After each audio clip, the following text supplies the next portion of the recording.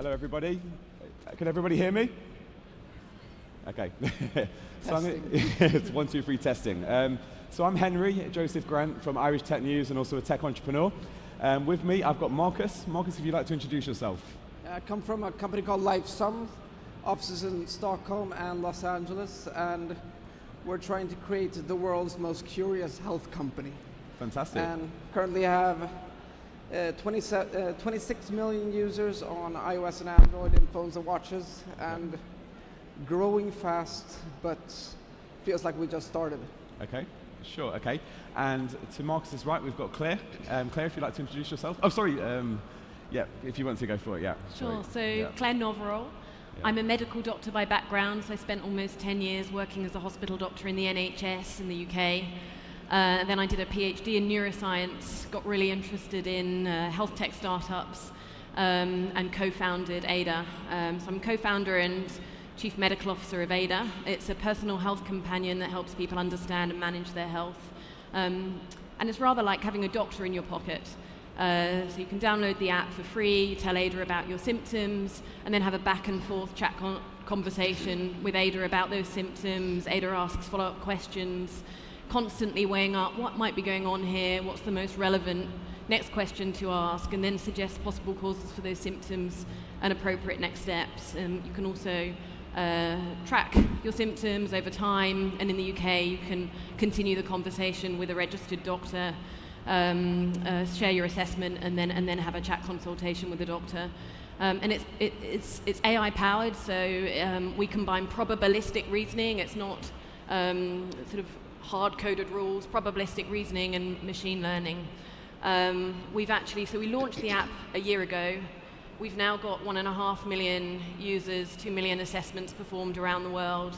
And just last week we announced our first round of institutional funding, $47 million. So we're expecting to grow very fast over the year ahead. Fantastic. And to Claire's right, we've got Mette. If you'd like to introduce yourself. Yeah, absolutely. So hi everyone, my name is Mette Lykke. I'm a co-founder and former CEO of Endomondo. Endomondo is a social fitness community with a little more than 30 million users now. We started up 10 years ago, so this was before the phones had GPS and before the app stores. So it's a little early and it took a long time to get traction, but basically our whole mission was to make it fun to exercise. So we track whenever you do any distance-based kind of sports, like running, walking, cycling, anything across a distance. We keep tabs of it. We provide a full training diary, and then we build a social community on top of it. We were acquired or partnered up with Under Armour back in 2015, and I left the company 6 months ago to now reduce food waste. So a little different topic. So great. So Claire, you touched on AI, which is a buzzword at the moment.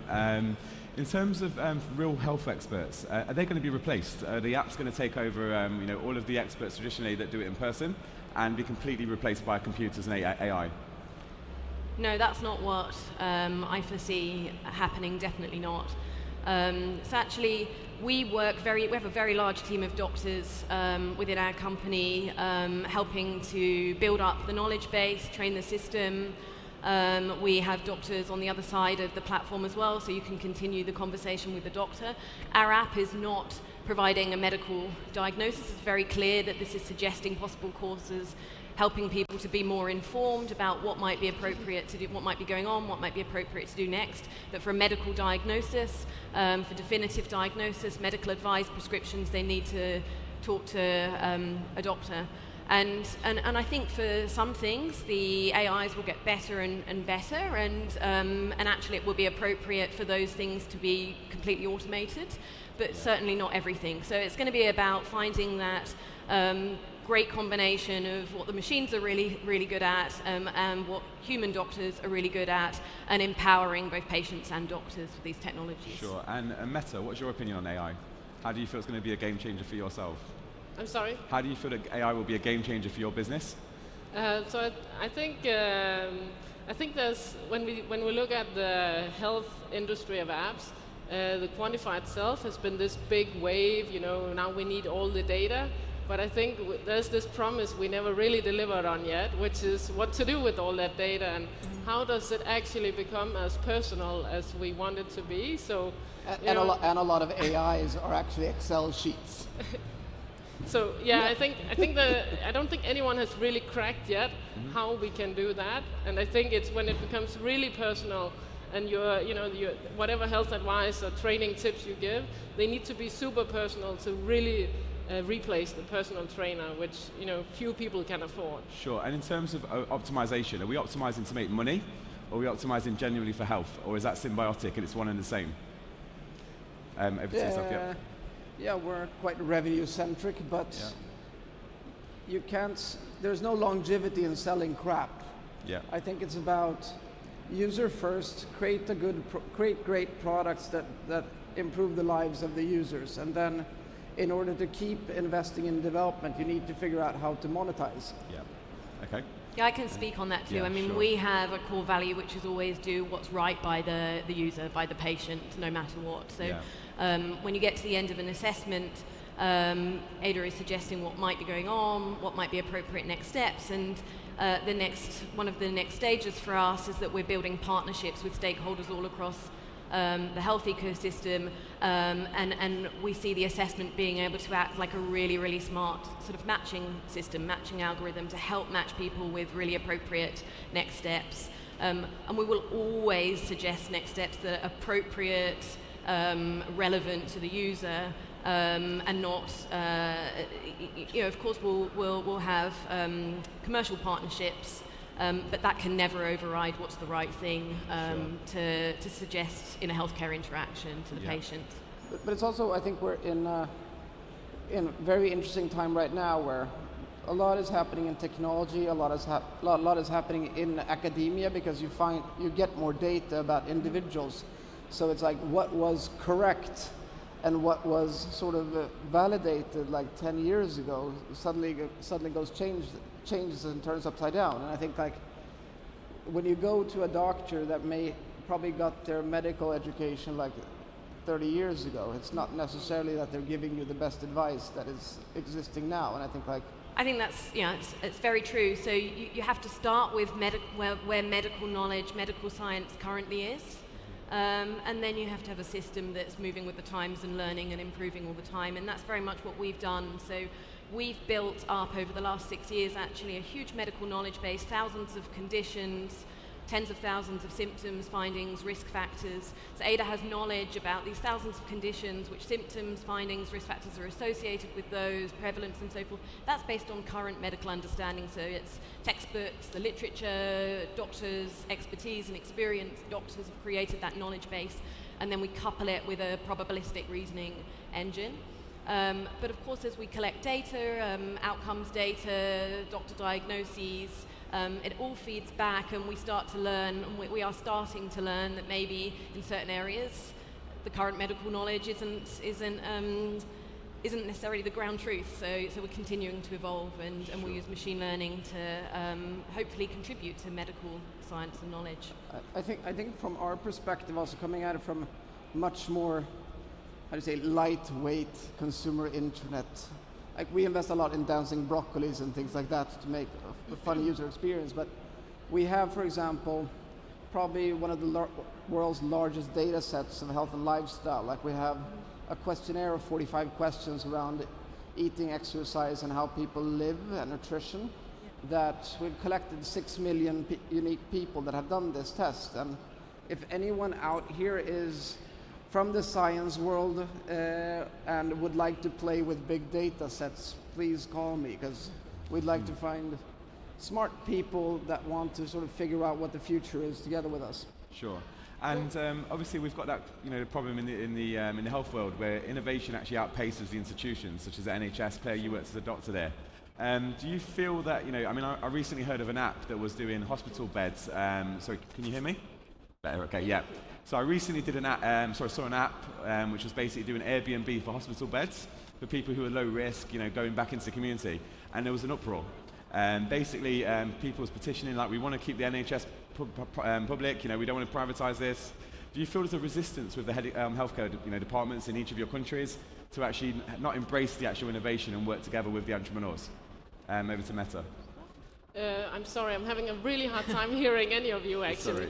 But Just answer anything. Is there resistance from the healthcare community to these new apps and approaches? Okay. Yeah, well, so I think I'm coming from it from the fitness side. I mean, with the mission of making fitness fun and getting people to exercise more, I think for the regulators, really, there's nothing not to like. I mean, there's nothing dangerous there. We're not trying to tell you what we think is wrong with you or anything like that. So it's all a win, and from that perspective, we never had any regulatory issues. Yeah, but they do say prevention is the best cure, and obviously exercise, diet, actually are health apps essentially, aren't they?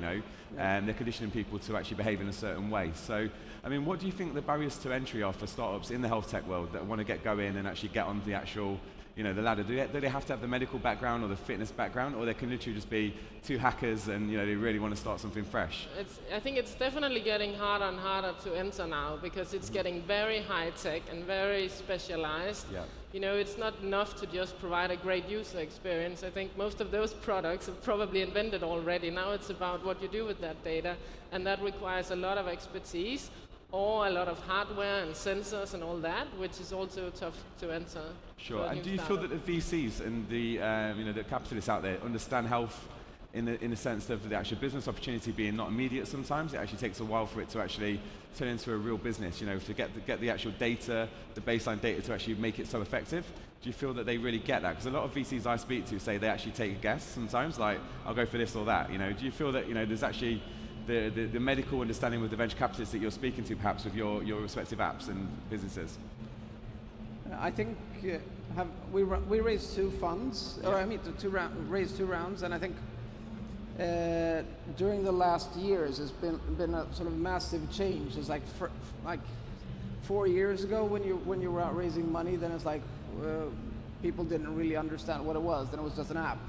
Yeah. But I think we're moving towards more seeing how digital can be a platform for sort of improving both the individual's health, but also empowering the doctor, and also, I think, driving true value. Because just looking at healthcare system in the US, for example, is truly broken. It needs to be made more effective, and also with personal trainers are really good, as well as doctors are really good, but you need to be sick to be able to speak to a doctor, otherwise you have nothing. And I think digital services can really sort of democratize and empower people to sort of take responsibility of health, live better, and hopefully not become sick and have to go see a doctor. And I think investors are seeing that at the moment. Yeah, I think one of your jobs as an entrepreneur, if you're looking to raise money from VCs, is to help educate them about what you're doing and why they should invest.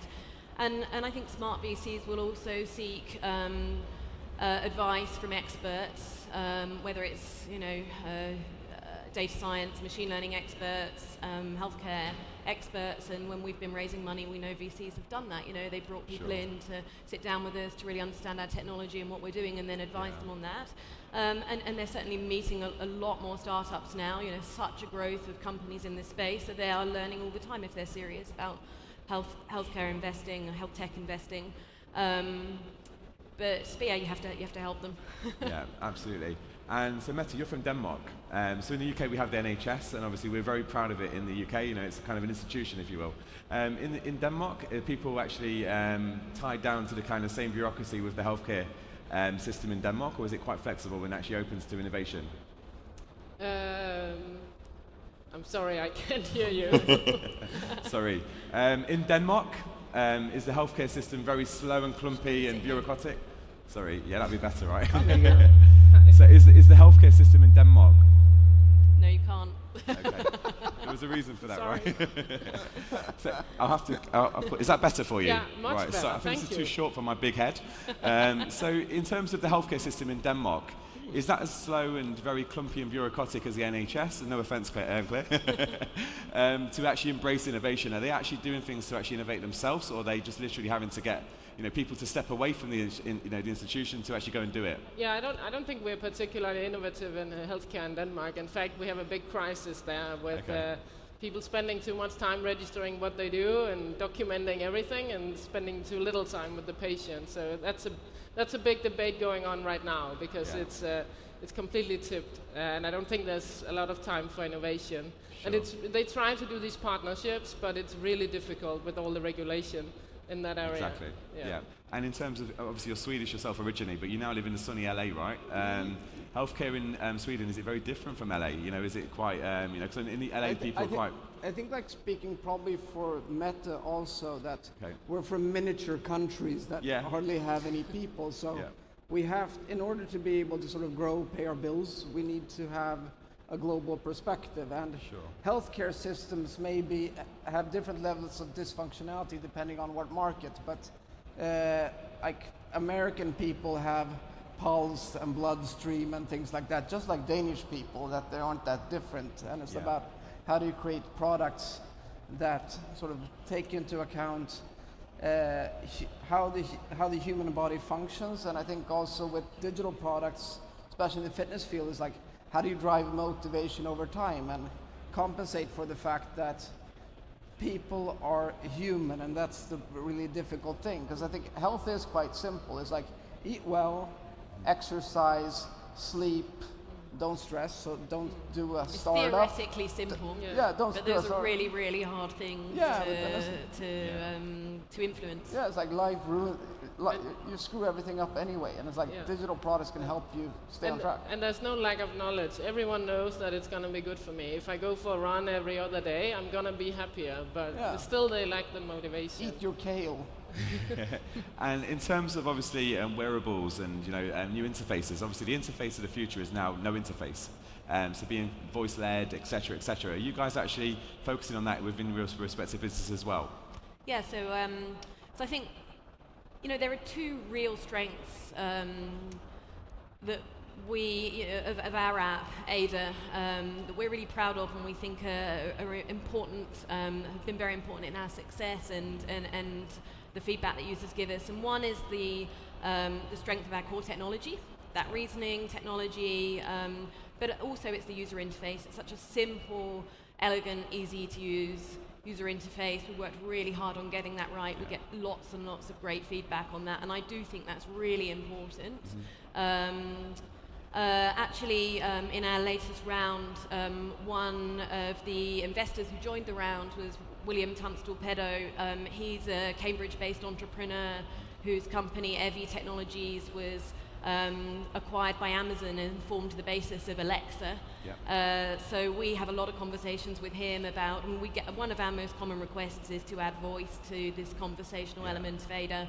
And we have got an Alexa demo in our office that we can use when we want to do a symptom assessment. We haven't put it out there in the world yet, but absolutely, I mean, things are, so we've got a fantastically elegant, simple to use user interface, but we always need to be looking at, what are the other ways we can make this accessible to people and easily integrated into their lives. Sure. And Mette?